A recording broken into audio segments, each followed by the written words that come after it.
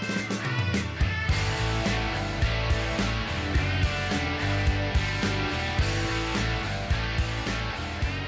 everyone, welcome to a new episode. So, Starbucks has a lot of equity in Backed. Now, Starbucks has received this in return for their partnership with the cryptocurrency platform, and the terms of this agreement, in addition to many other things I'm sure, include Starbucks installing Backed payments software in its stores. So they will be able to accept crypto as a form of payment.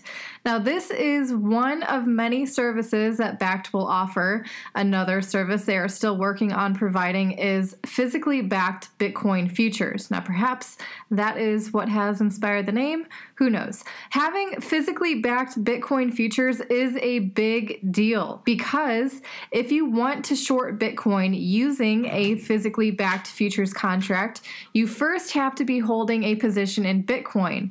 You have to own Bitcoin. If you want to go long on Bitcoin using a physically backed futures contract, you will receive Bitcoin when it expires. Now, Backed isn't the only platform wanting to provide this service. In fact, they most likely won't be the first. CoinFlex, an exchange based in Hong Kong, is looking to roll out this service. Now, don't worry, they'll also be including physically backed Ethereum and Bitcoin Cash futures contracts as well, seeing as this exchange is partly owned by Roger Ver. Now, in my last video, I spoke about our privilege and responsibility to keep crypto companies accountable.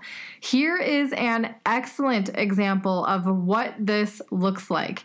These are some questions that need to be addressed by Coinbase. When will they transition out, referring to the people who have been involved with hacking team? Now or 10 years later? Where will they transition to? A wholly owned subsidiary where they will be developing software for one client, being Coinbase? Why are you blaming it on your corporate development team's diligence process now? You said before that you had already considered the team history in your diligence process, but it didn't matter because technology. So were you lying then or are you lying now? Now that is an excellent question and I would love to have that addressed by Brian Armstrong or anyone from the Coinbase team. And it goes on to say that even Kraken managed to identify the problematic reputations of the founders just through basic vendor evaluation. That you would miss it on your acquisition diligence is not believable, especially after you admitted that you had considered it. There's an additional 7 more questions to this whole list. There's 10 total, and they're all really good questions to ask. And it also poses a great example of how skeptical and diligent and vigilant you should be about different companies and their announcements and what those announcements actually mean based on the actions that they actually take. Okay, so if you use Google Chrome, be sure to update it to version 72.0.3626.121.